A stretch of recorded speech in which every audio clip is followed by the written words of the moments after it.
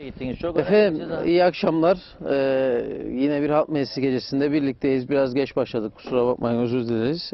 Bu akşam Serdarlı'dayız. Yaklaşık ben 1,5-2 sene önce yanılmıyorsam ilk program dönemlerinde geldiğimiz köylerden biriydi Serdarlı.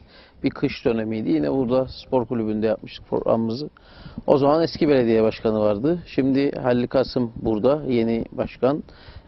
Bir yılı aşkın bir süredir bölgede Serdarlı Belediyesi'nin başkanlığını yürütüyor. Muhtarlarımız var katılan. Bakalım ülke gündeminde konuşulacak konu çok. Yerel ya da ulusal konularda neye değinilecek buraya katılanlar göreceğiz hep birlikte. Her zaman olduğu gibi açılış konuşması için sözü Sayın Reşit Akar'a vereceğim. Sonrasında mikrofon vatandaşlarımızda olacak. Sayın Akar buyurun. Evet, herkese hoş geldiniz diyorum. Belediye Başkanımız Sayın Halil Kasım'a, muhtarımız Sayın Ahmet Serdar'a teşekkür ederiz. Katılanlara, bizi ekran başında izleyenlere de sevgi saygılarımızı gönderiyoruz. Tabii artık yaz iyice bastırdı. 40 derecenin üzerine çıktı havalar. Sıcak havalarda bu programları nasıl yapıyoruz diye bize soruyorlar. Hatta bugün bir değerli hukukçu arkadaşımız dedi ki siz de birkaç hafta tatil yapsanız ya dedi. Dedim ki biz tatil yaparız da meclis zaten tatilde. Halkın meclisi tatile gitsin olmaz dedik. Öteki meclis açılınca belki yaparız ama ilginç bir durum var. Bunu bütün bizi izleyenlerin bilmesinde fayda var. Bakınız Yunanistan'da seçim oldu.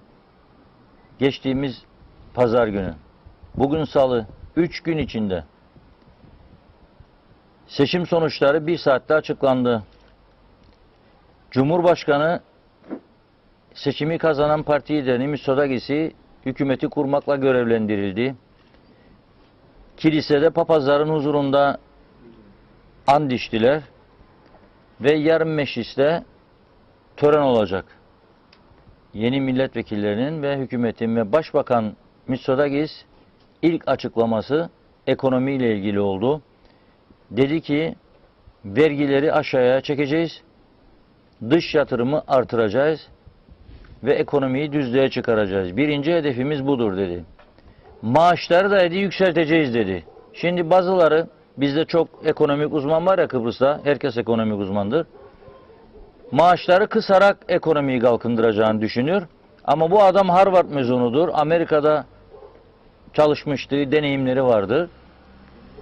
Diyor ki maaşları da yükselteceğim diyor. Çünkü para olmazsa insanlar neyi alacak? Piyasa nasıl dönecek çark? Ama parayı nereden sağlayacağım? Dış yatırım getirerek ülkeye diyor. İkinci açıklamasını bugün yaptı. Dinledim. Meclisi dedi tatile sokmayacağız bu sene dedi. Meclis çalışacak dedi. Bizim durumumuz Yunanistan'dan 5 beterdir. Kuzey Kıbrıs'ın durumu. Yollarımız çok kötü. Ölümlü trafik kazaları patlamış durumda. Suçlar nüfusumuza göre patlamış durumda. Artık polis baş edemez duruma. Mahkemeler isyan ediyor. Alacak verecek davaları patladı. Bunları davalılara ulaştıracak mektupları, adamları yok. Yargıçlar yetişemiyor. Ve o kadar sıkıntımız varken meclisimiz tatilde maalesef. Yani üzücü bir durum. Bu alışkanlıkları terk edemiyoruz. Ama güzel bir de haber. Bugün bizleri sevindiren, mutlu eden bir haber. Polis teşkilatımızın sorumlulukları arttı. Biliyoruz bunu. Hem suçlar patladı hem trafik kazaları arttı. Araç sayısı çoğaldıkça, yabancı nüfus arttıkça, kontrolsüzlük, denetimsizlik yüzünden maalesef suç işlemek isteyenler cesaret buluyor. Yani adam ışıksız araba kullanacaksa nasıl olsa denetim yok der çıkar yola. Adam aşırı derecede alkol aldı nasıl olsa denetim yok der çıkar kaza yapar. Hem kendi hayatını tehlikeye atar hem hiç suç olmayan insanların. Ve biz 3 yıldır sadece bu halk meclisi programlarında değil her cuma haftanın değerlendirmesini yaptığımızda bu polisin eksikliğinin giderilmesi üzerinde durduk. Onlarca köşe yazısı yazdım. Fakat eski hükümet ne halisa bir türlü polis alımına yanaşmadı. Polis 1000 tane eksiğimiz var diye rapor verdi.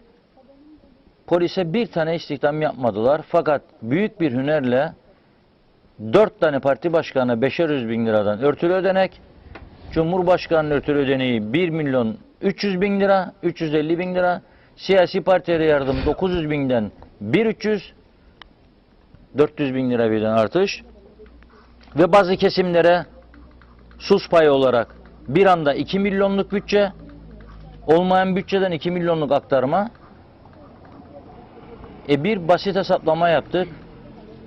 Sadece örtülü ödenekler ve o sus payı bütçesi 1200 tane polis alma imkanı veriyordu kendilerine.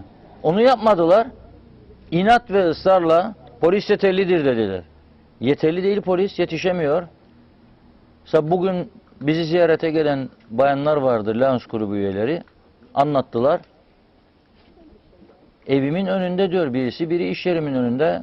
Yabancı 2 tane insan kavga ediyor, sarhoş. Tehlikeli bir durum. Ben diyor polisi arıyorum, polis gelmez diyor.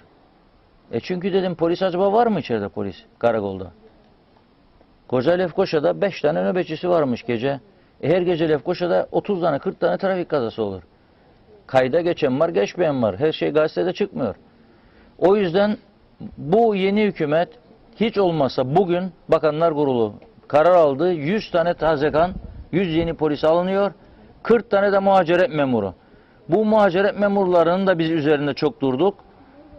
Çünkü ekonomimiz çöktüğü için Rum tarafından gelip akaryakıt alan veya zepse meyve alan insanlar bizim ekonomimize ciddi ve büyük bir katkı yapmış oluyorlar. Çünkü bu akaryakıt fiyatlarının %75-80'i fondur, vergidir. Devletin kasasına giriyor yani.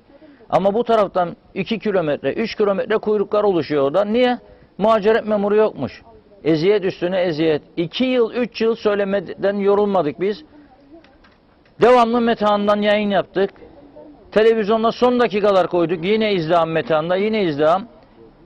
Beyermudu Belediye Başkanı defalarca bizi aradı. Dedi ki gelin görün Beyermud'unda. Korkunç kuyruk var burada dedi. Hiç umursamadı arkadaşlar. O kadar yayın yaptığımız halde.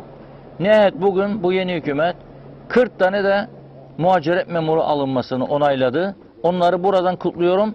Ama bu yeterli değildir. Doğru bir şey yapıldığında kutlayacağız, tebrik edeceğiz. Yanlış yapıldığında da eleştirmeye devam edeceğiz. Ve bu polis sayısı 1000 eksik, bu 1000 tane polis sayısı tamamlanacak arkadaş. Daha çok turist istiyorsun, daha çok öğrenci istiyorsun, o zaman da polis sayısını artıracaksın. Denetimler artacak. Sokakta ben çıktığım zaman yolda polis göreceğim. Suç işlemeye niyeti olan adam anlayacak ki yakasına yapışacak bir polis var orada. Devlet gücü var. Devlet gücü buradadır. O yüzden bugün almış oldukları bu kararları memnuniyetle karşıladığımızı belirtmek istiyorum. İnşallah daha fazla denetim göreceğiz yollarda ama dediğim gibi sayının daha da artırılması ve caydırıcı bir güç olmasını istiyoruz polisimizin. Ben tekrar katılan herkese teşekkür ediyorum ve ilk sözü muhtarımıza verelim diyorum. Biraz köyden bahsetsin, köyün sorunlarını bize. Sonra mikrofon sizde. En kenarlar.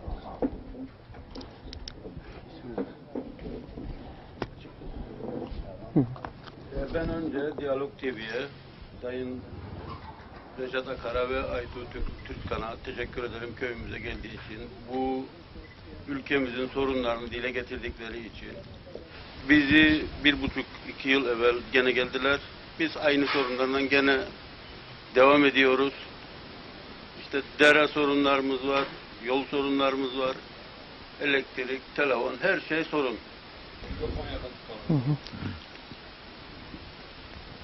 Yani bunun Dere dışında yatakları temizlenmiyor mu? dere yatakları, küçük su kanalları geçen yıl biraz temizlendi kaymakamlığın katkısı. Aşağı yukarı 26 yıllık muhtarım. Bir defa bir katkı gördük. Birçok sorunlarımız var. Bu sorunlarımıza cesur İçişleri Bakanı, cesur kaymakamlar gerekir. Bunları çözsün. Devlet dairelerine gittiğimizde, bakanlıklara gittiğimizde her şey güzel, yani kişi olarak bir sorun yok. Yani bizi seviyorlar, sayıyorlar ama iş yapamıyorlar. Yani biz iş yapılmasını köyde birebir katkı koyarak bazı şeylerin gerçekleşmesini istiyoruz. Bunun dışında pek söyleyecek bir şeyimiz yok. Köyde gençlerin durumu işsizlik. İşsizliğimiz de var fakat yani öyle pek fazla işsizlik yok. Herkes kendi işinde uğraşıyor. Teşekkür ederim. Evet. Peki. Peki. Bu arada Görneş muhtarımızı unuttum ben söyleyeyim. Nevzat Akçagil de burada. Ben onun da faaliyetlerini takip ediyorum sosyal medyada. Yani bir belediye başkanı gibi köyünde temizlik olsun, başka sosyal aktiviteler olsun, koşturuyor, çalışıyor. Yani muhtarların önemi çok büyüktür köylerde. Çalışkan muhtar olursa yetkililerin uyarılması açısından da çok önemlidir. O yüzden kutluyorum. Trafik konusundaki uyarılar da yerinde. Evet. Devam edelim. Muhtarlarımızdan devam edelim. O zaman Nevzat Muhtar'a verelim işte. Vatandaşlar da belki Evet. alır. Öncelikle Sayın Reşat Akar, Sayın Artu Türkan ve bizleri televizyon başına seyreden herkese programa katıldıkları için teşekkür ederim. Görneş Köyü çok fazla böyle problemi olan, işte çok fazla sorunu olan bir köy değil.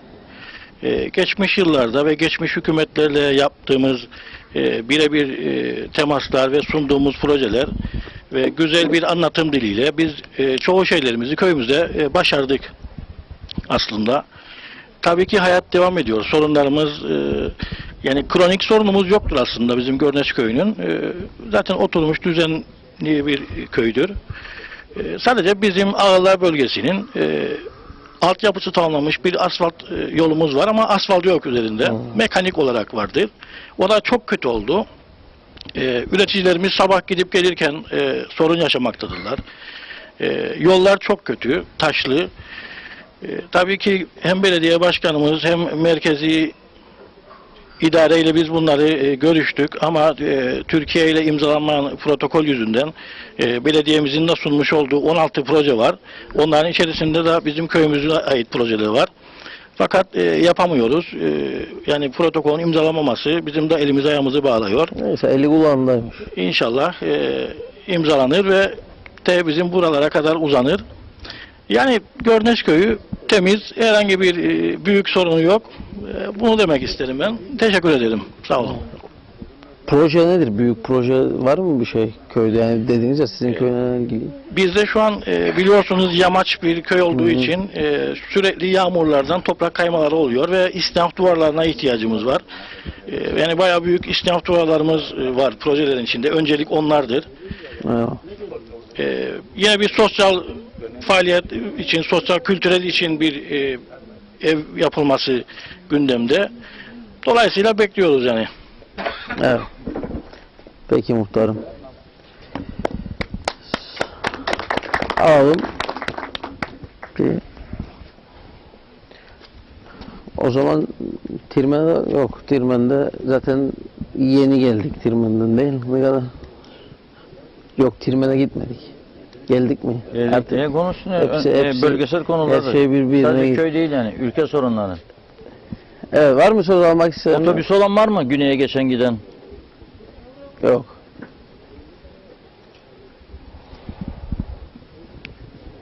Hoş geldiniz. Mustafa Bey de geldi. Hoş geldiler.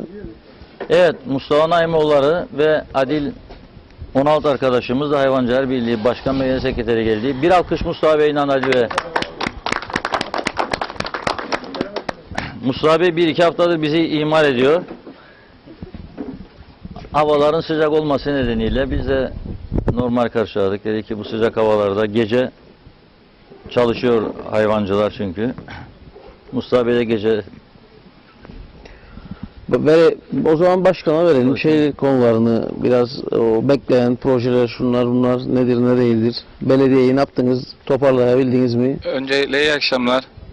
Ben Diyalog TV ailesine ve Sayın Reşat Akar'a, Aytu Türkan kardeşime çok teşekkür ediyorum. Şahsım ve bölgem adına Böyle güzel bir programı burada düzenlediğiniz için.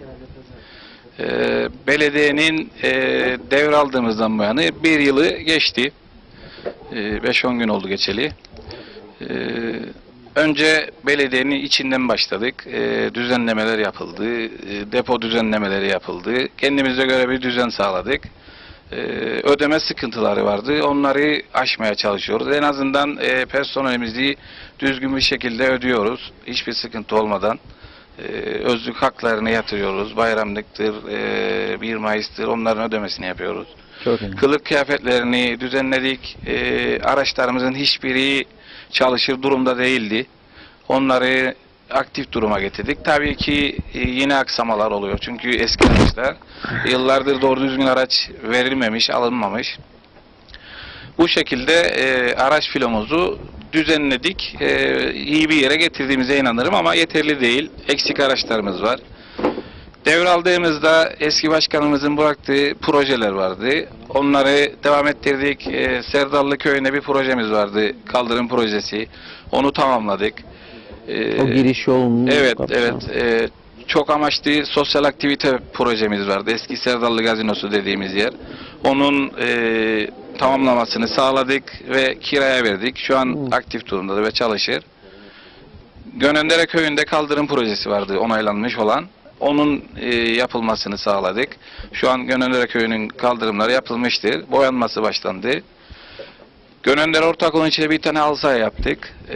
Elektrik projesi aşamına geldiği bağlantısına. Onu da sağladık. Bütün köylerdeki şehirlikleri yeniledik. Sağlık ocaklarını tamirini yaptık. Klima eksik olanlarına klima taktık.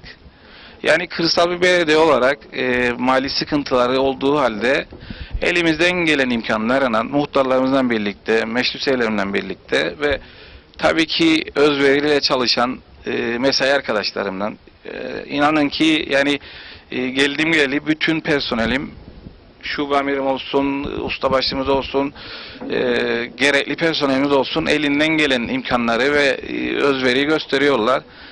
Canla başta çalışıyoruz. Herkese ulaşmaya çalışıyoruz. Yani birebir Çok iyi. arandığında hemen müdahale etmeye çalışıyoruz. Kırsal bir belediyenin yapacağı bütün imkanlar çerçevesinde yapıyoruz. Herhangi bir telefon aldığımda, direkt ben aldığımda direkt kendim ilgileniyorum. Gerek şube amirim ilgileniyor, gerekse ustabaşımız ilgileniyor. Sorunu çözmeye çalışıyoruz. Tabii ki muhtarımın da dediği gibi şu an 6 tane onaylanmış projemiz vardı. Biz 4'ünü yaptık. Ama protokol imzalanmadığı için şirketlerden devamlı biz yüz yüze kaldığımızdan dolayı 2 tanesini askıya aldık. Dedik ki protokol imzalansın ki o istinat duvarları projesi de onaylanmıştır. Onun çalışmasını bugün başlattık yani ışığı gördüğümüz için. 16 tane proje verdik içeriye. Bizim kendimizin, benim yönetimimin oluşturduğu projeler.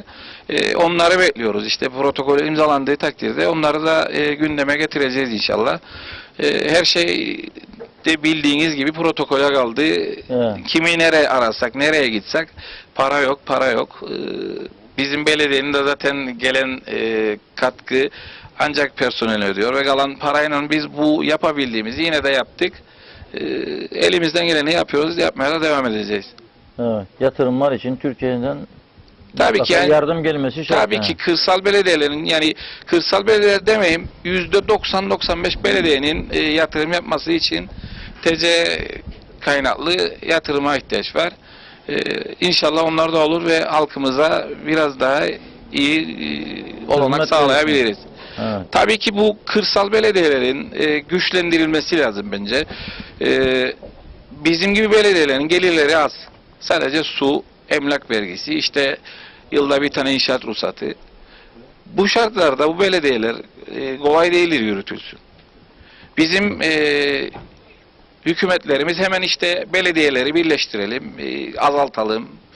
Azaltındığında ne olacak ben onu düşünürüm. Mesela bizi devamlı Geçikkale'yle birleştirmeyi düşünüyorlar. Kiminle görüşürsem, hangi bakanla görüşsem aynı şeyi söyler. Birleştirdiğinde sadece bir belediye başkanı maaşı çıkacak ortaya. Nüfuslarımız otomatikman 6.000'i bulacak. 6.000 olduğunda bir tane müdür atamamız gerekecek. Müdür maaşı zaten belediye maaşı, başkanı maaşı kadar. Her birimin başına bir şube amiri olmamız gerekecek. Şu an bizim bir tane şube amirimiz var. Bütün bölümlere bakar ama öyle olduğunda her birimde bir şube amiri olacak. Nereden ekonomi yapılacak? Ben düşünüyorum. İçinden çıkamıyorum bu birleştirme konusunda. Türkiye'de, madem her şey Türkiye'ye göre örnek alırız. Türkiye'de gittiğimiz seminerlerde devlet katkısı nüfusa %70 oranında verilir. %30'u da gelişmişliğe göre verilir. Bizim gibi belediyelere bu %30 olayını yükseltmeleri lazım. Mesela bizim katkı payımız 9,25'tir. Geliri yüksek olan belediyelere biraz düşürüp bizim gibi düşük olan belediyelere 1 puan, 2 puan yukarı yükseltseler inanırım ki ben buraları cennet gibi olur. Yani biz şu an açık ve net söyleyeyim. Bu belediyeye ayda 100.000 TL fazla bir para gelsin. Biz buraların bu şartlarda böyle yaptığımız düşünürseniz cennet ederik. Yani bunu düşünmeleri lazım. Bizim idari hükümetlerimiz birleştirmeden çok kırsal belediyeleri, geliri düşük olan belediyelerin katkısını yükseltmeyi nasıl başaracaklarını düşünmeleri lazım. Böyle bir şey olursa bu gibi belediyeler çok daha güzel, iyi yerlere geleceğini düşünürüm. Çünkü biz hükümetlerin bir yerel yönetim olarak mesela burada sağlık ocaklarımız var, ilgileniyoruz. Ova yollarımız var, ilgileniyoruz. Tarım Bakanlığı'nın yapacağı spor olsun mesela. 2 tane kulübümüz var. Sahalarına biz bakıyoruz. Kulüplere katkı yapıyoruz. Derneklerimiz var, okullarımız var. Okullara katkı yapıyoruz. Bakımlarını yapıyoruz. Bu belediyeler azaltıldığında bu işleri nasıl yapacaklar? Bu halk bu bakanlara, bu hükümetlere nasıl ulaşacak? Halil Kasım'a bir telefonda ulaşır. Evet. Şube amirime bir telefonda ulaşır. Herhangi bir şey olduğu yeri kapımızı çalar, kapımız açıktır. Hemen gelir derdini söyler. Kendi imkanlarımız çerçevesinde yapabilirsek yapıyoruz. Ki hiçbirini çevirmedik. Ne siyasi anlamda seçildik. Ben Ulusal Birlik Partisi'nden seçilmiş biriyim. Ben seçildiğim gün rozetimi çıkarttım. Ne CTP'li, ne Görneşli, ne Serdalı hiç ayrımcılık yapmadan ekibim ve ben çalışıyoruz. Ve böyle de devam edecek. Bu 1 yılı geçirdik. 3 yılda böyle devam edecek. Yani bizim elimizden tutsunlar bu belediyelerin çok daha iyi olacağına ben bunun garantisini buradan verebilirim. Bakalım bu yıl sonuna kadar da çıkarmış. Bu plan neyse ortaya. Protokolde varmış. Duyuyoruz yani her şeyi duyuyoruz. İşte büyükşehir modeli yapılacak falan filan. Tam bir detaylı bilgi Sayın Bakan çıkar açıklar belediyelerinden görüşüldü diye ama 28 tane belediye başkanı var. Ne olacağını bilen eminim benim gibi yoktur. Kimse bilmiyor neyin ne olacağını. Ama birleştirme konusunda ben buradan da söyleyebilirim. Taraf değilim. Serdal'ın bir polis karakolu vardı. Polisten açıldı. Burada her gün polis vardı. Her köyde polisimiz vardı. Gezerlerdi. Şu an Geçikkale'ye bağladı. Gene de Geçikkale Polis Karakolu sağ olsun her şeyimize cevap veriyor ama yeterli mi değil. Sancaktarlığı vardı. Gitti. Daha önce geçen gün kahvede bir abimle konuştum. Orada Geçikkale Bucak Kaymakamlığı Serdallı'daymış. Yani bir belediyesi kaldı Serdallı ve bölgenin. Bu da kapatılırsa bu insanlar nasıl hizmet alacak? Bu bir sorudur. Onun çözülmesini inşallah erken zamanda sağlarlar. Belediyemizin elinden tutarlar. Araç yardımıdır, işte proje yardımıdır. Biz zaten elimizden geleni yapıyoruz. Muhtarlarımızla, meşrutiyelerimizle bizlere sahip çıksınlar. Bu geriye dönük borçların sosyal sigorta ihtiyaç sandığı önümüzdeki yıl alınacak falan. Evet, Bununla böyle bir ilgili hazırlık plan, mesela proje siz var. bunu toparlayabilir misiniz? Olursa kesilirse gene bunlar devlet katkısından bir daha işin o boyutu var. Şimdi belediyenin bizden önce borçlanmaları vardı. Bizim de yaptığımız bir borçlanma vardı. Esnafı toparlamak amacıyla. Tabii ki onların o güne kadar biter şeyi. Taksitlendirilmeleri. Öyle bir şey sunarlarsa da uygun bir şeydir. Onların tabii ki ödenmesi gerekir. Sonuçta sosyal haklarıdır çalışanımızın. Çalışanların. Bir de Nasıl zaten emekli çıkacaklar? emekli çıkacaklarına karşımıza çıkıyor. Biz Tabii, tabii. ben görevi devraldığımda bir abimizi emekli çıkarttık. Onun bütün geriye dönük hep şeyleri ödendiği belediyenin üzerinden. Yani toplu ödeme yapmaktansa taksitlendirilirse de düzgün bir kolaylık yapılır belediyelere. Faizleri varsa faiz indirimi yapılıp uygun bir statüye sokulursa biz ödemeye hazırız zaten belediye olarak. Ödeyeceksiniz. Evet. Peki. Teşekkür ederim. Sağ olun. Evet. Var mı bölgeden söz almak isteyenler? konuşmak gerek köyle ilgili ya da genel konularla ilgili. Söz almak isteyen, konuşmak isteyen. Ver arkada bak, Arkada bak. bir arkadaş var galiba. Vaz mı geçti?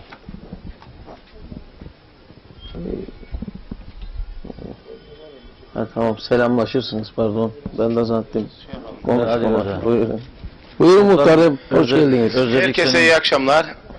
Tekrar buluşmak çok güzel bir şey. Sağ ol. Şimdi ben yıllardır bu bölgede yaşarım. Ben hep yıllardır bu kooperatifçilikten bahsederim. Bu kooperatif nasıl kuruldu, nereden nerelere geldiği. Şimdi de vicdanım sızılar. Her konuştuğumda da her programda Cezalandırıldı. feryat ederim. Cezalandırma umurumda değil benim. Ha. Ceza fark etmez.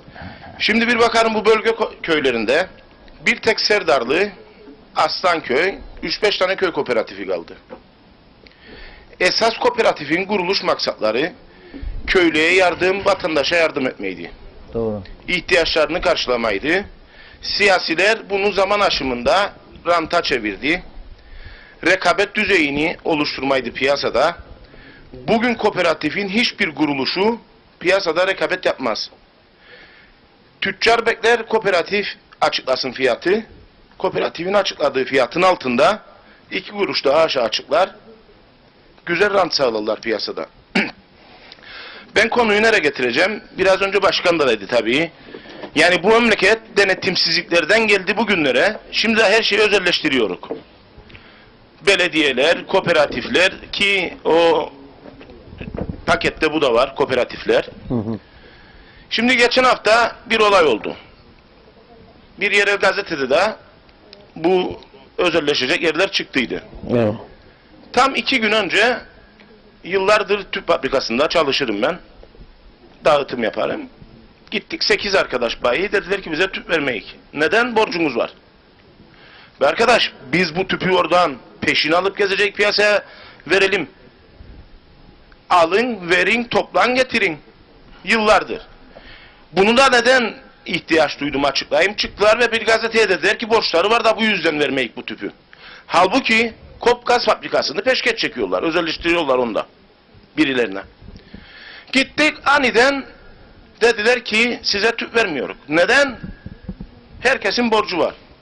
Teminatı ne beklerdik? Gelin teminatınızı çoğaldın, bir yeni program koyalım, ona göre çalışalım diye beklerdik. Epey bir 2 gün engame yaşadık. Dediler ki tamam, işte düzeltelim, yeni bir yolda yürüyelim, çalışalım. Ertesi gün bir gazetede çıkar, Kopgaz'la özelleşiyor. Şimdi Kopgaz özelleştiğinde bu millet 67'ye tüp yakacak. Kopgaz bir dengeydi. Bingo'a. Bugün yemin torbası 100 lira. Hala daha düşüremiyor. Neden? Girdi maliyetleri yüksek. Bugün yemin 80 lira olması lazım. 85 lira. Gelin Levazım. Bütün bölgenin traktör, demir ihtiyacını Levazım karşılardı. Onu da batırdılar. Bugün süt. Bugün gündemdir. Evet. Yahu 5.30'dan süt 6.30 olacak. Ondan sonra da hayvancı para kazanır. Hayvancı 30 kuruş zam aldı. 30 kuruş aldı 1 lira yansıdı. Yani bütün piyasanın dengelerini şu an kooperatif bozar ve bu kooperatif elden gidiyor. Ve bu halk kooperatif elden giderse çok acılar çekecek. Ben her zaman derdim, bazen gülerler de bana. Ya derim ben doğuştan kooperatifçiyim. Beni anam Bingo'da yem torbalarının üstünde doğurdu derim, gülerler. Ya içinde olacak kooperatifçilik. Nerede bir kravatlı çocuk varsa apartman çocuğu aldılar yönetici yaptılar Lefkoşa'da. Köylüye enmediler. Köylüyü yaşatmadılar, barındırmadılar. Bir tane köylü insanın çocuğunu almadılar işe. Yaşayan, Mandra'da, Ova'da. Hep futbolcuları doldurdular. Gelin göresiniz, aşırı maaşlar, aşırı istihdamlar. Söyledik bunları zamanında, batacak dedik. Battı şimdi. Bu Evet. bedeli kim ödeyecek? Köylü ödeyecek. Evet. Köylü ödeyecek. Geçen hafta koşturduk destek bulmadık tabii. Biz kendimiz 5-6 kişi. Şimdi bugün duyarım personele yatlandı. Onlar da eylem yapacak. Özelleşiyor diye. Ya bir bankanın, bir memurun maaşı 10 milyar olur. 14 maaş aldılar daha. Şimdi Ama düştüler 13'e. İşte bu özelleşmediği, yani devletin yönetiminde oluşun değil mi? Siyasilerin Tamam Reşit abi, denetleyecektik, 40 sene denetlemedik. Ha, yani Denetlemedik yani. Bunun siyasilerin yüzünden bu Tamam. hale geldi ki sen de Şimdi- şikayet ediyordun bunlardan. Gene şikayet ederim. Ama nedir? Biz sahip çıkmalıydık. Evet. Yani bir kişinin bağırmasından olmazdı bu işler. Tabii. Alacak 13-14 milyar maaş, emeklilik maaşı ikramiyesi alacak 800 bin lira, 1 trilyon, 1 trilyon 200 bin lira ikramiye alan var. Ya bu köylünün kanını emdiler, hayvancının da çiftçinin de faiz ödemeden bu faizlerden alır ya bunlar bu paraları. Aynen öyle. Giden kredi istesin, var kredi de vermez. Yok memur olacak, yok sütünü bağlayacaksın, yok onu yapacaksın. Ya ızdırabından insanlara ızdırap yaşadılar. Şu an ama iddia ederim yani bütün kurum kuruluşlar batmıştır kooperatifin. Bazen derler siyasiler ya söylemeyin derler. Bir kaos olursa da herkes parasını çekmeye batar. Bir günde batacak. Ya batacaksa batacak ama çıkacak. Bu toplumun artık bir batıp çıkması lazım. Ya biz birbirimizi çekemeyik. Bilmem lazımcılıktır gider. Aynen. Yani geçen gün Allah rahmet eylesin bir genç arkadaş rahmetlendi. Cenazede ilk çekildik kenara. Ya o da bir adamın biri. Keşke der gündüz polisi arasaydım. Ya keşke diye neme lazım diye geldik bugünlere. Aynen öyle. Ha, adam arasaydı polisi ailesi tepki gösterecekti. Sen hani benim çocuğumu aradın da şikayet ettin. Yani bir dengesizlik var, bir beceriksizlik var memlekette. Bir sevgisizlik var, bir mutsuzluk var. Çok Yollara çıkan nadas oldu yollar. Arabalar yollarda gitmez. Evet. Bir trafiğe giden hasta olun. Ya böyle değildi bizim memleketimiz. Biz birbirimizi severdik 74'ten sonra bu ganimet ortalığı darmadağın etti. Hala daha hesaplarlar açır. Maraş'ın ganimetindesinler. Açalım Ya da. bitti artık bitti. Artık bizim birbirimizi sevmemiz lazım. Ve dürüst Kurum yapmamız lazım. kuruluşlarıma sahip çıkmamız lazım. Evet. Denetlememiz lazım. Ya bir mukayyitlik köy kooperatiflerini denetleyemiyor. Her gittiğimiz yerde batanları görürsünüz. Evet. Ya bir mukayyitlik alın ya 5-10 kişi de orada zaten oturur herkes. Hiçbir- Alın denetleyin Hiçbir ya. kooperatifin raporu çıkmadı daha batanların. Yoktur. Onları bırakın. Olanları da denetleyemiyorlar. Yani soygunlar oldu, hırsızlıklar oldu. Hala da Ya bizim köy kooperatifi şirket katibi haber eder. Gelin beni denetleyin ve gelemiyor adamlar denetlesin. Yani böyle bir yüzsüz memleket olduk biz. Teşekkürler, iyi akşamlar. Evet muhtarım, çok önemli konulara parmak bastın. Toplumun kanayan yarasıdır bu. Benim gerçekten. de iyi akşamlar Reşat Bey, bu İyi köylüye ve başkanıma da iyi akşamlar. Hüseyin Alır Bey, mı? Angolemliğimize de hoş geldiniz. Kalksın kalkın. Ha, benim diyeceğim Ayakların aramaz ha. KKTC artık geldi limana dayandı. Hangi Ne liman? yaptı Hangi işte, limana? Bir limana gitti dayandı, başıboş bir limanı. Çünkü başıboş olarak kuruldu. Bir başıboş olduğundan geldi bitti yani. Bu memlekette bir barış olmazsa, kendimize bir barış bulmazsak, böyle tepin de dur olduğun yerde. Sudan çıkmış balık gibi tepin verir. Ben gerçi balıkçı ama ben çobanım ama aynı cansız doğan kuzu gibi kakatece. Üfür burnuna canlansın. Haçana bir üfür burnuna canlansın. Üreteceksin, ürettiğimizde satacaksın. Bize bunda yardımcı olmaları gerek. Bizim biraz Türkiye'den protokol gelecek de paramış gerekler başkan burası. Ve ben birinin parasını istemem ben. Benim elimin emeğinin karşılığını vereceksin. Ürettiğimi benim köylü olarak sen alıp bana karşılığını vereceksin. Bana ne, ben Türkiye'nin bana para vermiş ha vermeyecekmiş. O memur düşünsün onu. Ben sağın sütü ben ödediler bizi 1800 lira. Süt nerede? 3-600'dür galiba keçi sütü. Bizi 1800 lira ödediler. Bir şey değil, helal olsun gene. Katkı olur gene, batmaz kurum. Ne diyeyim başka? Neyse, teşekkür ederim. Ödemeler tamam mı bu arada? Nasıl? Ödemeler tamam mı? Ödemelerde sıkıntı yoktu ya. Bir düzene oturdu Düzene yani. oturdu yani. O düzende gider yani. 5'inden 20'si dediğinde çıkar yani. Onda bir sıkıntı yok. Ama şimdilik tabii inşallah belki protokol hızlı bir şekilde Tatar imzalar da para gelir. Yağmur gibi yağacak düşünüyorum ben. Ama bu arada zaten başımıza füze yağmaya başladı. O da memleketin başıboşluğundandır yani. Başıboş eşekler, affedersiniz. Başıboş insanlar sağda solda gezer. Ne oldu? Arap bagajın içinde ölü kaldı. Böyle canlıydı Arap. Onca kapalı öldü. Kimin umrunda? Yok, öldürdüler de koydular kendini. En başına vurulmuş da öldü. Evet, evet. Allah rahmet eylesin. Yani olay bu. Peki. Teşekkür ederim.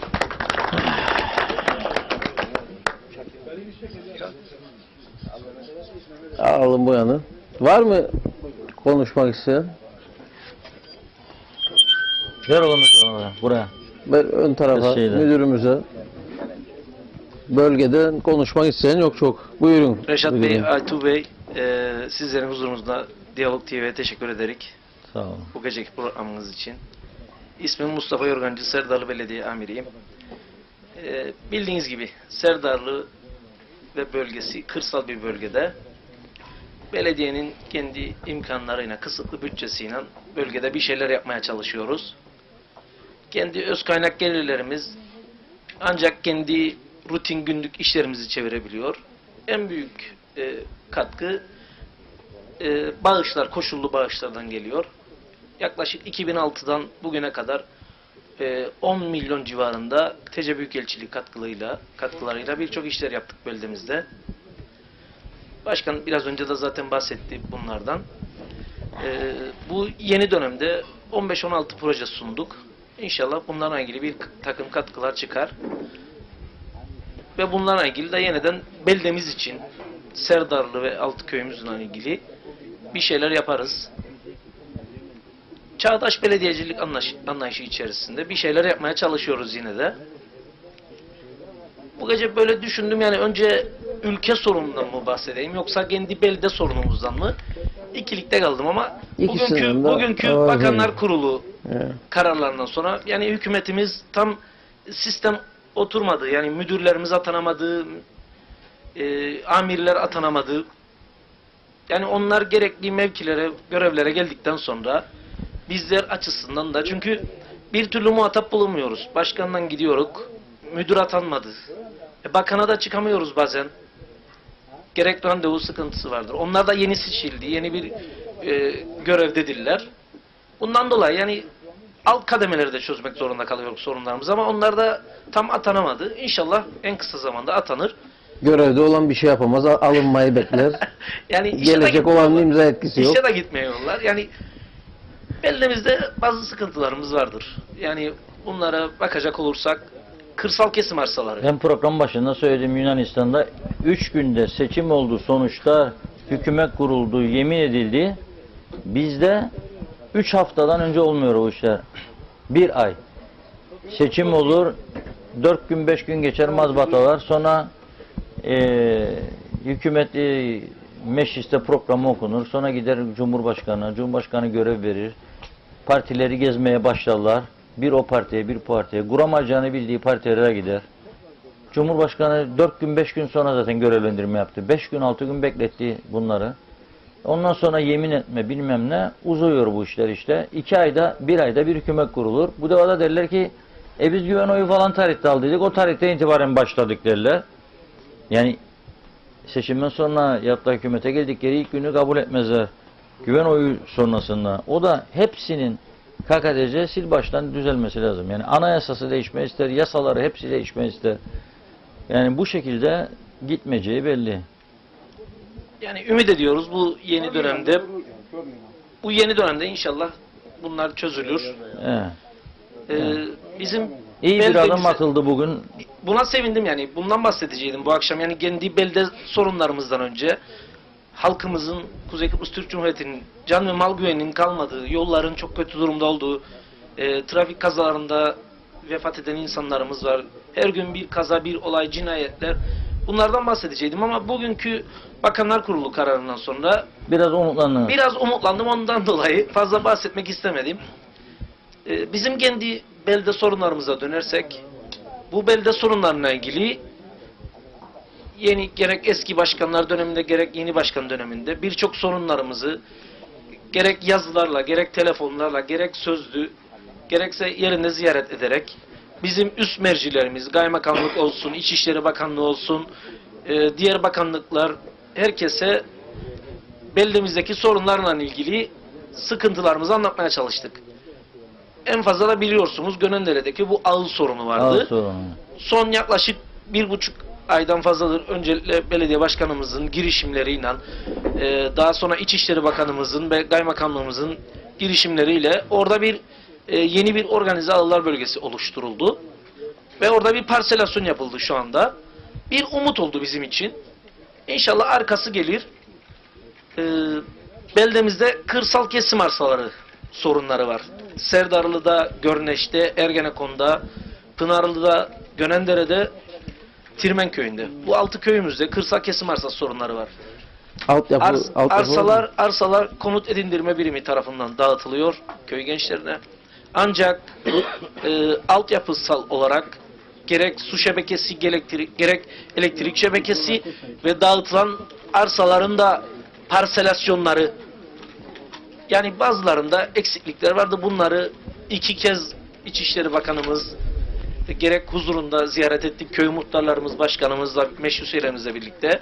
Ondan ayrı kendisi de ziyaret etti. Bizi belediyemize geldi. Huzurlarınıza teşekkür ederim. Yani kendisine, İçişleri Bakanımıza. Ama bir türlü sorunlarımız çözülemedi. Onların da kendi yoğun bir iş temposu vardır. Ondan ayrı ağılların sorunları var. Serdarlı Organize Ağlar Bölgesi'nin parselasyon ve yol sorunu var. Görneş Köyü'ndeki Ağıllar Bölgesi'nin yol sorunu var. Yani onların elektrik ve su şebekeleri döşenmişti bu bahsettiğim köylerin. Pınarlı Köyü'ndeki Organize Ağıllar Bölgesi'nde. Görendere'deki tabii sorunu biliyorsunuz ne olduğunu. Bunların da altyapısal sorunları vardır. Gerek asfalt. Çünkü kış aylarında geceleyin vatandaşın ağılına gidip gelmesinde sorunları vardır. Yani daha bu Serdarlı ve çevre köylerimizdeki ova yollarının düzenlenmesi gerekiyor. Çok acil. Derelerin ve arkların düzenlenmesi gerekiyor. Geçen dönem biz yaklaşık 32 tane köprü yaptık. Ova yollarına köprü yaptık. Gerek büzden gerek betonarme olarak köprüler yaptık. Ama bazen baktığımızda bu köprüler arklar ve derelerin temizlenmediği için yetersiz kaldığını da gördük. Yani öncelikle derenin temizlenmesi gerekirdi köprülerden önce. Bunları kaymakamlığımıza bildirdik. Gazi Mausa kaymakamlığımıza. Onlar da bir tek Serdarlı veya Serdar Belediyesi'nin sorunları yok. Tabii. Onlar da kendi çaplarında yetişmeye çalışıyorlar. Yani bir takım böyle sıkıntılarımız var ama en büyük beklentimiz TC Büyükelçiliğinin bu yılki belediye ve köylerin altyapı yatırımlarına ayıracağı katkıdır. Bu katkılarla, çünkü asfalta ihtiyacımız var. Asfalt yapmamız, yeni gelişim bölgelerine asfalta ihtiyacı var. Kaldırıma ihtiyacı var köylerimizde. Çocuk parklarının düzenlenmesine ihtiyacımız vardır. Bazı köylerde sosyal tesislerimiz eksiktir. Bunları yeniden yapmak lazımdır. Parkları daha çağdaş bir seviyeye getirmek gerekir. Yani ama kendi belediyemize de baktığımda bizim yani belediyecilik anlayışı içerisinde rutin yapabildiğimiz işlerimiz vardır. En azından Onları sürdürüyoruz. onları sürdürüyoruz. Bu belediyelerin birleşmesi konusunda da hizmetin halktan uzaklaşacağı düşüncesindeyim. Bugün Görneç Köyü'nde, Serdarlı Köyü'nde, Gönendere Köyü'nde, Tirmen Köyü'nde yol kenarında bir oluşabilecek bir zarar ziyanda ya da köy içerisinde küçük bir sorunda bir anda gerek belediye başkanı, gerek ben, gerek diğer arkadaşlar bir anda bir araç gönderip o sorunu en fazla yarım saatte çözüyorum. Bir su patlağı olur sürekli, bölgemizdeki hatlarımız eskidir. Yenilenmesi gerekir. Özellikle de ishale hatlarımız. Köy içleri şebekelerini tüm 6 köyümüzde köy içi şebekeleri yenilenmiştir. Ama ishale hatları Yeniceköy ile Serdarlı, gerek Görnec'in Değirmenlik tarafından gelen şebekeleri bunların yenilenmediği için sürekli sorunlar var. Ama bu sorunları çok erken bir zamanda belediyedeki arkadaşlar özverili bir şekilde mesai almadan arkadaşlar, yani huzurlarınıza teşekkür ederim onlara da bir anda sorun çözüyor. Çünkü suyun bir ücreti vardır. Bizim imzaladığımız su protokolünde madde 7'de diyor ki su bizim ana su deposuna düşecek. Ana şebekeye gelecek. Ama maalesef böyle değil sistem. Yeniceköy ile Serdarlı arasındaki bir patlakta yani bir şey olursa orada akan 100 ton su, 200 ton suyun bedelini Serdarlı Belediyesi ödüyor. Ama yani inşallah bunlar yeni dönemde çözülür. Evet. Teşekkür ederim Sağ olun. sizlere. Sağ olasınız. Mustafa Bey'i de dinleyelim bu gece. Süt neden böyle oldu bakalım. Süt de içemeyecek artık. 6,5 lira süt kim içecek? Selam. Eski başkan da burada. Selam. Akar Bey'e, Aytu Bey'e hoş geldiniz. Diyalog TV'nin bu programlarını hayretle ve güzellikle izlerim. Ne anlamda? Sizler çok güzel uğraşıyorsunuz bu KKTC için. Ancak bu yaptığınız programların geri dönüşümü kısa bir zamanda dönmüyor. Uzun vadelerde programlar neticesinde bir şeyler görüyoruz. Bugün de Mustafa'nın tekrar söylediği gibi protokolda veyahut devletin yetkililerinin görüşmeler neticesinde bir şeyler çıkacağını tahmin ediyorum ben de. Benim buradan geçmiş hükümetlere ve şimdiki hükümete bir rica gibi bir şey olacak. Kalkınmada öncelikli bölgeler deyin ayrıldı KKTC. Ben köye gelen bakanlara, milletvekillerine bunları defalarca söyledim. Yeniceköy'den sınır üstüne kadar olan bu bölgede öncelikli kalkınma ile alakalı herhangi bir şey gösterebilir misiniz bana? Yok. Niye dedim bu bölgeyi 3. kalkınmada bölge olarak ilan ettiniz? Sordum herhangi bir cevap alamadım. Yani bacalı bacasız fabrikalarımız var burada. Bölgeye işsiz insanlara ekmek sağlar, iş gücü sağlar. Yok. Bizi de dedim o 1. bölgenin içine alın ki belki iş yapacak insanlar buralarda da bir şeyler yapar ki buradaki bölgenin insanları da biraz ekmek evlerine götürebilirler. Daha önceleri 1000 dönüme yakın bir mera var. Görneç Ergenekon arasında. O merada Musa Bey de Yaga'daydı o zaman. Dedik bir güneş panelinden enerji üretimine girelim. Bölgede uygunluğu var deyin. Haritaları çıkardım. Yaga'ya sunduk. Başka yerden başka kişilerin girişimleri kabul gördü. Biz burada bunu da yapamadık. Yine hizmet yıllarım içerisinde bir özel avlak bölgesi istedim. Avcılar Birliği ve İçişleri Bakanlığı'ndan kendim belediye çapında bölge insanının da katkılarıyla bir özel avlak yapmak ve bölgeye yine bir katkı sağlamak. Avcı olsun, diğer belediyenin gelirlerinde bir artış sağlama adına yine bir şey alamadık. Asla yapamam. Görüyoruz. İnsanlar Bulgaristan'a avlamaya gidiyorlar. Arjantin'e gidiyorlar. Vurup gidiyorlar da izliyoruz. İnsanların yaptığı hareketleri. Yani burada kurallar devletin veya yasaların verdiği değişmez. Günün şartlarına göre niye ayarlanmaz bunlar? Yani yine sağ gider sol gelir, sol gider sağ gelir ama değişen bir şey olmaz. İşte her gelenin 2-3 ay kurulma, onay alma, işe başlama süresi var. 3 ay daha tayinler, terfiler, müdürler, müsteşar atanacak. Zaten 6 ay gider, 6 aydan sonra 2 ayda çalışırlar, hükümet düşer. 8 ay, 10 ay.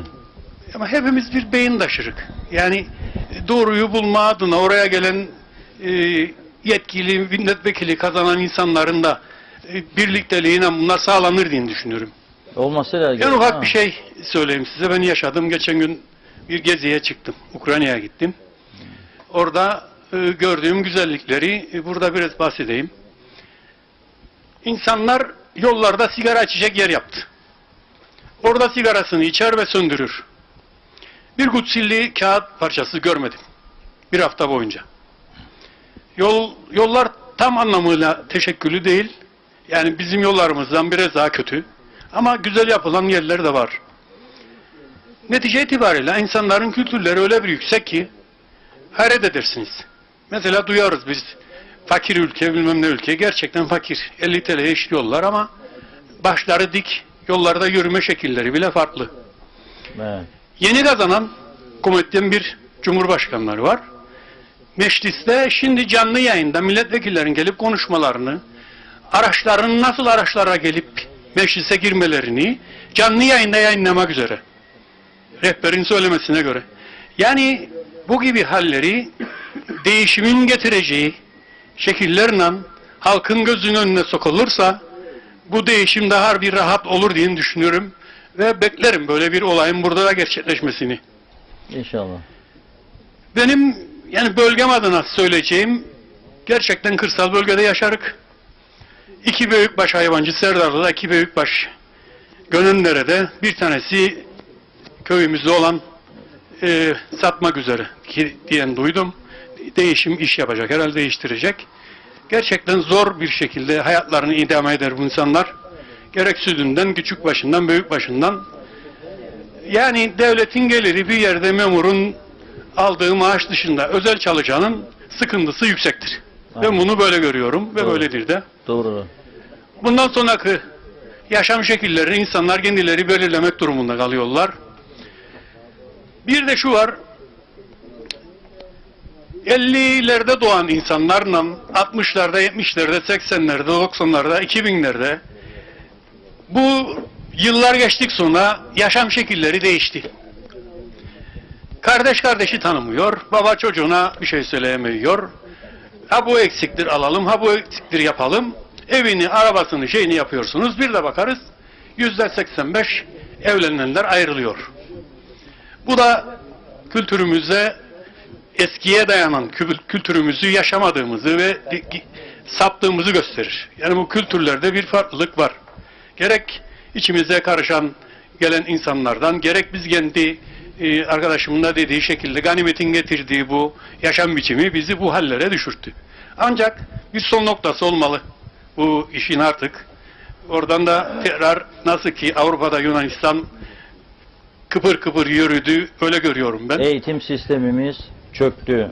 Başlıca sebep eğitim sistemi çöktü. Siyaseti yüzümüze gözümüze bulaştırdık. Demokrasiyi ters anlıyoruz. Demokrasi demek her şeyi her an istediğim anda grev yaparım, istediğim anda yıkarım, istediğim anda kapatırım.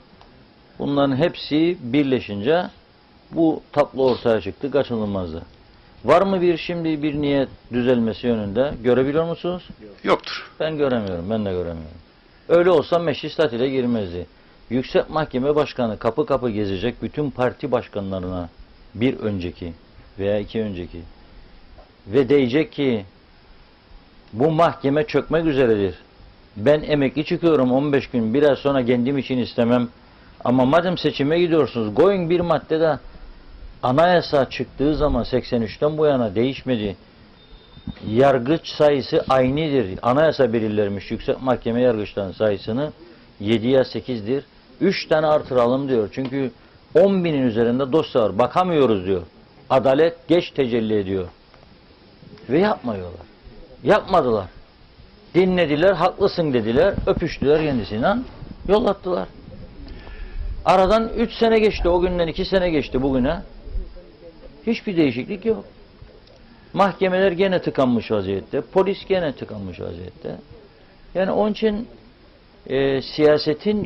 siyaset kültürünün değişmesi lazım. Bir, iki de eğitim sistemimizi ellememiz lazım. Korkmamamız lazım. Hangi ülkede kaldı 3 saat okula gidip de dönme? Hangi ülkede? 8'de gidip 11.30'da çocuklar yollatıyorlar. Evet. Bazı okullarda 1 saat ders oluyor. Nasıl yetişecek bu çocuklar? Neyi öğrenecek? Bir de şunu söyleyeyim Reşat Bey. Ukrayna'daki şimdiki Cumhurbaşkanı 4 yıllığına insanların önüne çıktı. Kazanırsam dedi 4 yıl yaparım. Ve bunları da yani vatandaş söz verileni kazandıktan sonra farklılaşıyor. Bizim burada bilhassa. Orada gerçekten bir beklenti halinde insanlar. Yani o rehberin bize anlattığı kadar bir farklılık da girdi. Ve halk da görüyor bunları. Desteği de yükseldiyor adam günden güne. Yani oy vermeyenler de kendisini konuşuyor şimdi. Teşekkür ederim. Sağ olun. Ya Mustafa Bey verin isterseniz de. Sonra da Bütün vatandaşlar bana soruyor, Mustafa Bey nerede, sesini özledik diye. Tamam mı? Çekelim mi bizi? Ayağa kalkmam gerekiyor mu yoksa? Aferin. Evet abi. Öncelikle herkese iyi akşamlar. Reşat Bey bu akşam sistemini yaptı bize. 4 hafta 5 haftadır yok. Doğrudur. Ama Reşat Bey öncelikle yaz döneminde köylünün eve 10'da 11'de geldiğini iyi bilmektedir. Kendisi bir televizyoncu olabilir. Kendisi de herhalde 12'den sonra televizyondan eve gider.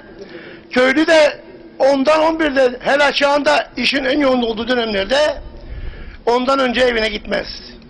Çünkü Gündüzleyin çok sıcak. Hatta şu anda bile Serdar'da burada açıkta oturuyoruz ve sıcaklık en az 35-40 derecedir. Çok sıcak bir yerde oturuyoruz. Burası Kuzey Mesalya'da bir belediye, Serdarlı Belediyesi. Ona bağlı birçok köy. Sayın Başkan, bunun yanında belediye amiri ve eski başkan da bölgedeki sorunları dile getirdi. Ben de bir şeyler söylemek istiyorum bu konuda. Özellikle Gönendere'deki sorunun, ağıl sorununun çözülmesi konusunda doğru bir adım atıldı. Ben kendine tebrik ediyorum bu konunun başarılması konusunda. Öyle yıllardır ağıl bölgesindeki sorun inşallah bu dönem çözülür. Gönendere'de özellikle suyun 800 metreküp su derede birikmiştir. Oradaki barajda birikmiştir. O suyun kullanımı konusunda sistemin çalışmadığını herhalde başkan biliyor. Arıtma sisteminin çalışmadığını, bu konuda ne yaptı? Herhangi bir girişim yaptı mı? Bu suyun kullanılması için özellikle o bölgede birçok vana vardır. Zeytin ağaçlarına ve köylüce hayvancının da orada yeşil üretim yapabilmesi açısından bu suyun kullanılması için bir girişim yaptı mı? 5-6 yıldır bu arıtma, suyun arıtılması konusundaki sistem bozuktur. Bu konuda gerekirse biz de katkı koymaya ve yardım etmeye hazırız. Bunun dışında ağıl bölgelerindeki sorunları idare emiri özellikle altyapı konusunda, yolların konusunda dile getirdi. Hep gelip her şey maddiyata bağlanıyor. Ve belediyenin de maddi durumu personel ödemekten belli. Bütün belediyeler aynı. Büyükkuyu Belediyesi, belediye başkanı arabaya çıktı, çöp toplamaya başladı. Birçok belediyede bu maddi sıkıntı devam ediyor. Çünkü zamanında yapılan yanlış istihdamlar, çok istihdamlar, gereksiz istihdamlar, belediyenin bütçe imkanları düşünülmeden yapılan yanlışlar da bu duruma getirdi. Bu duruma getirdi. Doğru. Bu noktada da tabii ki kendimiz de kendi bir şekilde kendimizi sorgulamamız gerekir. Bu noktada ben Mustafa Naimoğlu olarak yıllardır Hayvancılar Birliği Başkanıyım. Hangi görevde bulunmuşsam hiçbir zaman doğru olmayan karara imza atmadım. Demin süt konusuna dile getirdiniz. Ben yaklaşık 6-7 yıldır KOP Süt'te hem yönetim kurulu başkanlığı hem de as başkanlık yaptım. Son 16 Haziran'da alınan çiğ süt zammından sonra hayvancıya satılan 30-35 kuruş arasında bir artış olmuştur. İmalatçıya 30 kuruşluk bir artış olmuştur. Tabii ki bu noktada KOP Süt ve diğer birçok fabrika maliyet noktasında özellikle ürünlerini pahalı etmek için o günde ürünü pahalı etmediler. Sayın Dursun Oğuz'un talebiyle 1 Temmuz'dan itibaren zamlayın dedi. Neden? 6 ayda bir hayat pahalılığını biliyorsunuz yansıması vardır.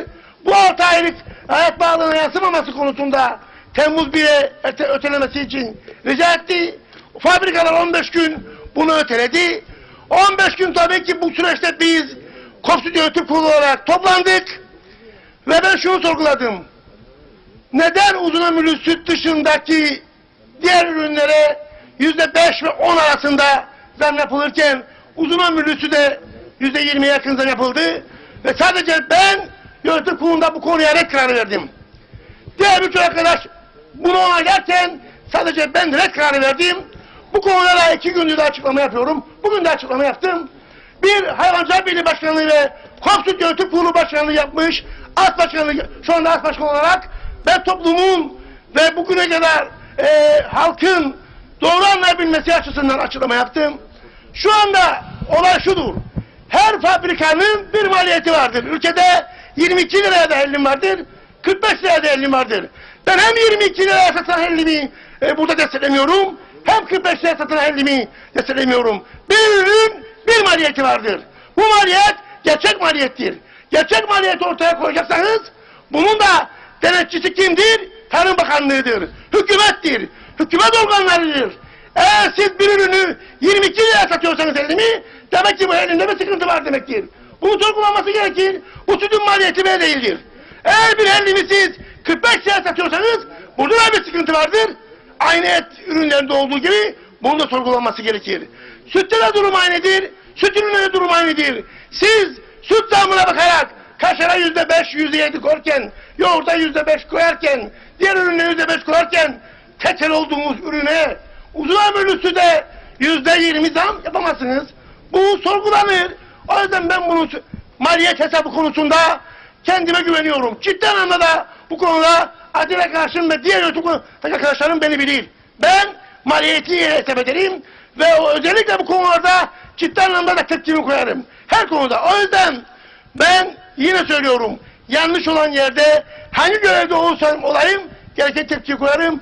Bunda da 30 kuruşluk zam konusunda 1 lira yansıtılması konusunda KOPSÜT Yönetim Kurulu şöyle bir açıklama yapmıştır. Bir önceki hükümet döneminde, Sayın Şahin döneminde kendilerini ve arkadaşları aldatıldığını ve 50 kuruşluk zammın yansıtılmadığını ve şimdi şu anda bunun da yansıtılmak zorunda kalındığını ve bu konuda halktan özür dilendiğini görmekteyiz. Tabii ki burada şu vardır. KOPSÜT hangi ürünün fiyatını açıklasın, herkes onu bekliyor ve diğer fabrikalar da onun yanına gelerek fiyat açıklıyor.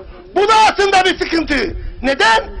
Eğer siz yüksek açıklarsanız o da sizin yanınıza geliyor ve doğru bir fiyat ortaya çıkmıyor. O yüzden ülkede tabii ki en pahalı elektriği kullanıyoruz. En pahalı akaryakıtı kullanıyoruz. Bunun yanında en pahalı işçilik ve bunun yanında birçok girdiler en pahalıdır. Bunların gözden geçirilmesi gerekir. Özel elektrik, bugün KOPSÜT 90 bin lirayda su maliyeti vardır. 9 lira tonu Lefkoşa Belediyesi'nden su almaktadır. Bunun yanında 220 bin lirayda gaz maliyeti vardır. Yani girdi maliyetleriyle ciddi anlamda gözden geçirilmesi gerekir. O yüzden biz Avrupa Birliği'nin katkılarıyla 2,5 milyon liralık şu anda Avrupa Birliği sonuçlanmıştır. 68 tane hayvancı, yaklaşık 60 tane diğer çiftçi ve sulama birliklerine 2,5 milyon lira hayvancı için özellikle solar enerji konusunda onaylamıştır projelerini ve birçok hayvancı 100 bin euro civarında da projelerle altyapılarını güçlendirerek ve solar enerji bu ülkeden en önemli noktası, bugünden sonraki noktasıdır. Bu konuda da bunların projelerini onaylayarak hayata geçirmiştir. Ve bu projelerin danışmanlar tarafından da önderliğinde devam ediyor bunların hayata geçirilmesi. Bu noktada hepimiz de biliyoruz, Sayın Akar, siz de defalarca dile getiriyorsunuz. Özellikle bu trafikle ilgili ve bugün için ülkedeki cinayetlerle ilgili sorunları. Ama bugün Artun Gökşen diye bir arkadaşım vardır İngiltere'de. Özellikle bu arkadaşım şoför ehliyet konusunda eğitmendir. Ve şunu açıklamıştır. Bu ülkede parayla ehliyet veriliyor. Bu ülkede kayırmayla ehliyet veriliyor. Sınava girmeden ehliyet veriliyor. Herkes bu konuda özellikle sınavların araştırılması gerektiğini, yasaların değiştirilmesi gerektiğini ve bu konuda gerçek insanların sınavlara girerek ehliyet alması gerektiğini altını çizmektedir. Kızımız ehliyet sınavına gider, arıyoruz kendisini, oradaki ehliyet sınavındaki kişiyi, ehliyeti ver ya, gidip gelmesin. Bu doğru bir anlayış değildir. Hem biz aile olarak o çocuklara eğitmemiz gerekir, hem de sınavlara girmesi konusunda bizim daha fazla ısrarcı olmamız lazım. Çünkü bugün onun çocuğu rahmetli olur, yarın bu ateş bizim evimize düşer. Ya bir gün başka birine bu konuda şey yapar. Siyasiler ne yapar bu konuda? Siyasiler sadece sosyal medyadan ve bu halk sosyal medyadan Sayın Başkan, Mehmet Başkan Ukrayna'yı örnek gösterdi. Aslında burada ders çıkarılması gereken konu şudur. Biz sosyal medyada sadece şov yapıyoruz. Gittiğimiz yerlerde yediğimiz içtiğimizleri çekiyoruz. Nasıl fotoğraf çekecek? Bunları ortaya koyuyoruz ve sosyal medyayı meşhur ediyoruz. Ve daha da kötüye toplumu itiyoruz. Ama Ukrayna'da gerek yoktur buna. Yani bu fakir ülkede gerek yoktur buna. Bunu göstermeye. Bir tane sigara atamıyorsunuz yere. Sigarayı belli yere atacaksınız. Bu kültürdür. O toplumun bir kültürüdür. O yüzden biz bu sosyal medyayı da doğru kullanmıyoruz. Doğru. Bu gençliği ve bu insanları kötüye sevk ediyoruz. Kötü yola sevk ediyoruz. O yüzden özellikle bu konuda da yasaların acilen çıkarılması gerekir diye düşünüyorum. Ben başkana ve çalışanlarına özellikle birçok konuda görüyoruz kendilerini çalışıyorlar. Ben gene tebrik ediyorum ve iyi akşamlar diyorum herkese. Bravo Mustafa Bey. Evet, biz de bu akşam bir tane selfie yapalım diye düşünürdük. Seninle de atalım sosyal medyaya. Vazgeçtik şimdi bunu böyle duyunca, ben vazgeçtim. Hüseyin Angolemli Bey'e Buyurun verin Hüseyin Bey. Uzanalım oradan. Tabii, kamera. Buyurun. Hüseyin Bey. evet, bu akşam tek siyasetçi Hüseyin Angolemli Bey'dir aramızda. Ona hoş geldiniz diyoruz. Bilal Hamzaoğulları Bey bizi bıraktı. Bu akşam serin Karpaz havasını bırakıp ne yapacağım diyor Görneş'te. Evet, Serdar'da. hepinizi Serdarlı'da. selamlıyorum değerli arkadaşlar. Yani deveye sormuşlar boynunu niye eğriyor, nerem doğru demiş o da. Biz de tam o örneğe layıkız. Şimdi arkadaşlar bir kere bir arkadaşımız söyledi, memlekette denetim yoktur. Bu denetimsizlik bizi bu duruma getirdi. Bakınız, nüfus denetimi var mıdır? Yoktur. Nüfus artıyor ama bu artışa paralel olarak lazım polis artsın, öğretmen artsın. Bugün bakınız öğretmen eksikliği var. Şikayetler diz boyu. Polis eksikliği var. Şikayetler diz boyu arkadaşlar. Demek ki plansız, programsız gidiyoruz. Doğrudur. Birçok kanunlar yaparız ama denetleyen yok, uygulayan yoktur. Yani işimiz kolay değildir değerli arkadaşlar. Şimdi biraz evvel Reşat arkadaş dedi ki işte Yunanistan'a seçim oldu. Takır takır çalışır. Bizde meclis yazın çalışmaz dedi. Şimdi arkadaşlar anayasaya zamanında öyle madde koymuşlar. Meclis 3 ay tatil yapacak. Ve o anayasa halkın huzuruna getirildi tabii ve oylandı geçti. Neden öyle yapıldıydı? Evet, çok eskilerden fazla klima yoktu, bilmem ne yoktu. Ada çok sıcaktı, belki de o düşünüldü. Ama anayasaya rağmen bu meclis toplanır, yasa yaparsa o yasa geçersizdir arkadaşlar. Geçersizdir. Onun için meclis bugün çalışmaz değil, çalışıyor. Komiteleri çalışır arkadaş. Komiteler nedir? Onlar yapar yasaları, ön çalışmasını ve hazırlar, getirir genel kurula. Genel kurulda Ekim ayı geldiğinde toplanacak, onları görüşecek. Ama 10 tane yasa geçse ne yazar arkadaşlar? Denetlenmezse, uygulanmazsa. Bir daha ikincisi, biz değerli arkadaşlar uzun süre İngiliz idaresinde kaldık. Ondan sonra sancaktarlar dönemi başladı. Yani bu halk hep bir yerde sindirildi arkadaşlar. Sindirildi. Bugün aynı şey, hala daha o kalıntılar vardır. Mesela biz 86'da hükümete geldik. Türkiye Başbakanı Sayın Özal buraya geldi. Burayı nereden bilin sen Sayın Özal? Serdarlı'yı kim bilir? Serdar'da yaşayanlar bilir arkadaşlar. Ben de bilir sayarım bildim ama hayır, siz benden daha mükemmel birisiniz. Çünkü yaşayansınız. Geldiğimiz yerde ki sanayi holding istemem, çiftçilik istemem, hayvancılık istemem. Sizin havanız kurak dedi. Bu kurak havaya atacak param benim yok dedi. Yardım etmem size dedi. Bunları kaldıracaksınız dedi. Var mı itirazın dedi. Bilirsiniz Altınay'ı siz. Altınay hükümetteydik, kaldır elini. Ne o dedi, itirazım var. Altınay çok nazik konuştu. Hoş geldiniz dedi. Sefalar getirdiniz. Ama bizim için getirdiğiniz bu elbiseyi biz giyemeyik dedi. Niye o ki dedi. Boldur bize dedi adam. O zaman siz gidersiniz dedi. Başkaları gelir. Bakınız. Tabii gitmedik önce ama parayı kesti hemen. O zaman vergi toplamasını pek beceremezdik. Parayı kesince mecburen biz çıktık ve ne oldu? Sanayi holding olduğunda ben hatırlarım, köylerden çobanlarımız, çiftçilerimiz darcığıyla gelir çalışırdı arkadaşlar. Yani muazzam bir katkısı vardı bize. Neyse. Daha sonra yıl 1998, bu defa yine biz hükümet ortağıyız. Yine Türkiye'den paketler gelmeye başladı. Biz ayak sürdük. Çünkü hakikaten o paketler özelleştirmeyi öngörür. Biraz arkadaşım söyledi. Özelleştirmeyi öngörür. Yine çiftçiyi, hayvancıyı bir kenara iter. Varsa yoksa turizm, ticaret. Bugün çıktı ortaya bir de üniversite, ona geleceğim. Şimdi arkadaş orada da hayır dedik biz. 15 gün memuru ödeyemedik arkadaşlar. Ve ne olduk? Hükümetten gittik. Yani beğenmediği zaman buradaki icraatı parayı keser, bu iş biterdi. Son geldiğimiz nokta, onu anlatacağım size. 4 başlı bir hükümet kurduk, bilirsiniz. Biz de içindeydik. Fakat bu defa para toplamasını biraz öğrendik. Her ay memuru hatırlarsanız, hatta ay başı gelmeden takır takır öderdik. Baktı Türkiye olmayı.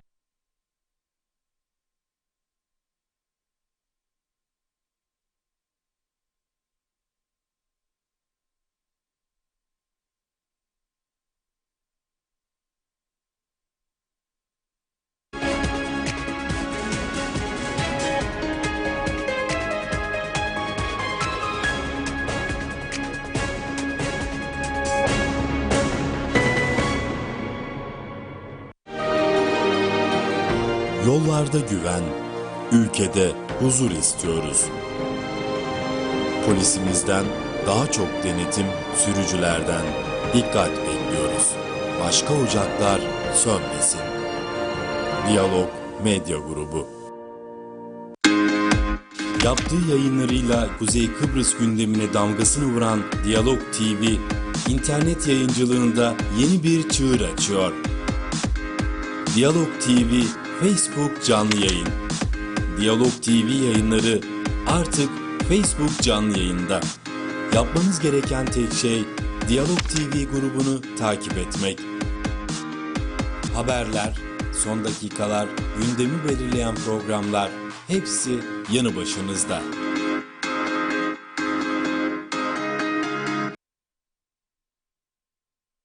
Ben bir öğrenciyim. İlk kan bağışımı 18 yaşında yaptım ve hala hayat kurtarıyorum. Sen de kan ver, hayat kurtar. Ben bir anneyim, kan bağışlıyorum. Çocuklarımı örnek oluyorum. Sen de kan ver, hayat kurtar. Ben hayatlara umut oluyorum. İşçiyim.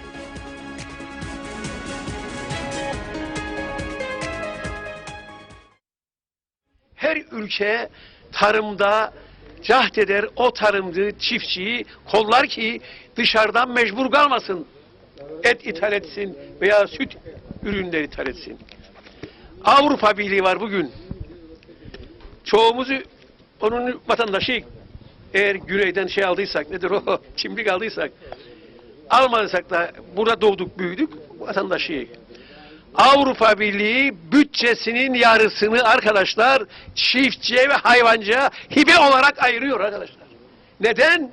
Çünkü her insanın, hele gençlerin belirli yaşa kadar süt ve et ürünlerine uzanması lazım, alabilmesi lazım. Aksi takdirde zeki olmaz arkadaşlar. Bütün çabası her çocuğun mutlaka süt almasını sağlamaktır. O zaman sütü ucuz yapacak. Nasıl ucuz yapacak? Subvansiye yapacak arkadaşlar. Mesela 1998'de yanılmıyorsam İrsen Küçük Tarım Bakanıydı. Biz de gene hükümetteydik. Süte bugün Mustafa Bey'in dediği gibi %20 civarında bir zam gelecek. Ben tabii isyan ettim. Çünkü tarım konusunda ilgiliydim o zamanlarda. O zamanlar bizim başkanımız Sayın Akıncı'ydı. Tamam dedi bana, madem itirazınız vardır. İrsen Bey konuşalım. Kemal Havalı da vardı. Görneş köyünden bak buradan. Kemal Havalı, ben ve Sayın İrsen Küçük rahmetlik bir araya geldik. Ve süt fiyatlarına bir kuruş bindirmedik arkadaşlar. Biraz evvel Mustafa Bey söyledi. Ne yaptık? Maliyetlerde uğraştık, subvansiye yaptık arkadaşlar. Ve herkes sütü, her şey pahalı olduğu halde süt pahalı olmadı. Demek ki bu hükümet ister saydı süte, içtiğimiz süte pahalılık getirmez arkadaşlar. Yeter ki otursun, çalışsın, ter döksün. Bu nedenle maalesef bizim ülkemizde böyle çalışmalar da işte geçen duyduğunuz efendim geçmiş hükümet yanlışlığıyla %2 fazla vermiş. Bitti arkadaşlar o. Şimdi o %2'yi kesiyor. Bu ilk defa oluyor hayatta. Peki içinizde hatırlayan var mıdır? Ben mesela öğretmen oldum, bu ülkeye geldim. Direkt Namık Kemal'a geldim. Öğretmen maaşı normalde 90 liraydı. Yani isterlin diyelim ona, Kıbrıs lirasıydı. Bize 30 verirlerdi arkadaşlar. Ama herkes 30 alırdı. Polisi de, polis müdürü de, Herkes 30 alırdı. Kimse itiraz etmezdi. Peki şimdi dönelim. Verin biz o paraları diyelim arkadaşlar. Olamaz öyle bir şey. Yani bu hükümet hata yapabilir, yanlış yapabilir ama onu sen gidip de geri almaya çalışmayacaksın. Ne için yaptılar bunu? İşte yakında toplanacak asgari ücret meselesi var. Diğerlerinin artışları vardır. Sırf onlardan daha azaltmak için bu %2'nin üstüne gittiler. Bence hükümet burada yanlış yaptı arkadaşlar. Verdin bitti. O zaman düşünseydin ve bunları yapmasaydın. Evet. Evet değerli arkadaşlar, ben tabii sizleri bu akşam dinledim. Fazla sorun çıkmadı aslında. Ama bir sorun vardı ki onu bölgeniz çözdü. Belediye başkanınız çözdü. Nedir o da? Bu Gölöndere'deki ağıl meselesidir. Hakikaten milletvekili olduktan hemen sonra yıllardır bu konu konuşuldu. Kimse çözmeye uğraşmadı. Onun için ben de bu konuda emek sarf eden arkadaşlarımızı, başta belediyeyi kutlarım. Tebrik ederim arkadaşlar. Güzel bir şey. Demek ki uğraşırsanız her şey olabilir. Şimdi bir şey daha söyleyeceğim ve sözlerimi bitireyim arkadaşlar. Muhtarlar çok önemlidir. Bakınız, biraz evvel belediyeler azalsın, çoğalsın tartışıldı. Muhtarlar önemlidir. Muhtarlara önem vermezseniz tabii ki belediye 28 değil, 58 de olur arkadaşlar. Ve muhtarlığı kaldırırsınız. Halbuki muhtar çok küçük yerleşim birimlerinin sorumlusudur. Uçan sineği bilir arkadaşlar o. Bugün biz kaçaklar var, bilmem neler var, bulamayız. Nasıl bulamayız? Muhtarlarla işbirliği yaparsan, muhtara önem verirsen hepsini bulun arkadaşlar. Kim kaçak işler, kim nereye dükkan açtı, hepsini muhtar bilir. Ama muhtar önemsemezler. Ve açık konuşurum. Belediyeler eskiden 5-6 taneydi. Ne zaman 28 oldu muhtarlar bitti. Yalan mıdır? Şimdi biri gelecek Serdarlı'ya. Ben sorarım muhtara. Kimi görür geldiğinde? Seni görür yoksa belediye başkanını görür. Önce belediye başkanını görür. Yani onu anlatmak isterim. Belediye başkanını, yanlış anlamayın Gamal Bey. Belediye başkanı da seni gündeme getirir. İsterse. Yani biter. Birçok muhtarlarımız bana şikayete gelir. Bu köyde olmayabilir arkadaşlar. Atıl durumuna gidiyor ya. Biz yani kenara attılar. Onun için bütün bunlara dikkat etmediğimiz için her şey aksadı. Mesela bugün basında çıktı. Özellikle Rum tarafında kapıda bizimkileri durdurmuşlar mesela. Hakikaten akşama doğru gerçek çıktı meydana. Ne oldu? 2 otobüsmüş. Bir tanesinin şeyler eksik, evraklar eksik. Neden eksik? Çünkü bizim tarafta alıştık, denetim yok yollarda. Ben bile açık konuşayım, trafik şeyini zamanı geçer ve sonra çıkarırım. Denetim yok ki polis durdurak ve soracak sana hani şeyin, ehliyetin zamanı geçti, geçmedi. Şeyi çıkardın mı, trafik çıkardın mı, onu çıkarmadın, muayene yaptın mı, yapmadın. Ben akşam İskele bölgesinden gelirken hakikaten az daha kaza yapayım diye önümde bir kamyon buğday, arpa yüklü neyse üstünde örtüsü yok. Yağmur gibi şeyler savrulur, taneler savrulur. Bir tek polis yok arkadaşlar. Bir tek polis yok yolda. Şimdi polis çok önemlidir. Polis arkadaşlar. Şimdi Mausa'da binlerden öğrenci var. Her cinsten vardır. Her şeyden vardır. Peki polis arttı mı? Artmadı. Peki polisin lisan bilirliği nedir arkadaşlar? Gittin Nijerya'ya, gittin Pakistan'a getirdin. O lisanı bilen bir polis var mıdır? Nasıl olacak bunlar arkadaşlar? Ve bir şey daha açıklayayım bu akşam. Her zaman söylerim, mecliste söylerim. Ne yapabilir misiniz? Üniversite çoğaldı. Kim ki benim üniversiteme öğrenci getirir, öğrenci başına oraya ben komisyon veririm. Bu komisyoncular çıkar gider ülkelere ve der ki Kıbrıs AB üyesi. Orada asgari ücret 2000 euro. Ben aracı olacağım, sizi mutlaka oraya götürürüm. Yeter ki bana 10.000 euro ver. Alır parayı gelir. O paranın bir kısmını 2000 lirasını şeye yatırır. Üniversiteye giriş için. Ama o çocuğun haberi bile yok. O da gelir öğrenci adı altında ülkeye girer. Okula gitmez. İş arar, iş bulamaz. Bugün doldu her taraf arkadaşlar. Dikkat ederseniz. Her taraf doldu. Ondan sonra Kıbrıs'ı tembeldir. Kıbrıs'ı kim çalıştırır arkadaşlar? Gerçek ücret üzerinden. Kimse. Orada o çocuklar rengarenk dediğim gibi bedava çalıştırırlar arkadaşlar kendilerini. Bütün lokantalar doldu. Dikkat edin. İş yerleri her taraf onlardan. Neden? Bedava boğaz tokluğuna diyorlar, çalışıyorlar. Evet hocam, toparlayalım. Onun için arkadaşlar bir noktaya daha geleceğim. Ben şimdi milletvekiliyim. Kimi eleştireceğim polis konusunda? Söyleyin bana arkadaşlar. Polis sivile bağlı değildir arkadaşlar. Evet, savaş zamanında anlıyorum, polis askerle beraber. Bizim anayasamızın geçici 10. maddesi der ki polis güvenlik kuvvetlerine bağlıdır. O da barış kuvvetlerine bağlıdır. O da Türkiye'ye bağlıdır arkadaşlar. Polis konusunda bir yasa geldiğinde meclise, bakın açık konuşurum size, o yasayı bizim irademizden değil.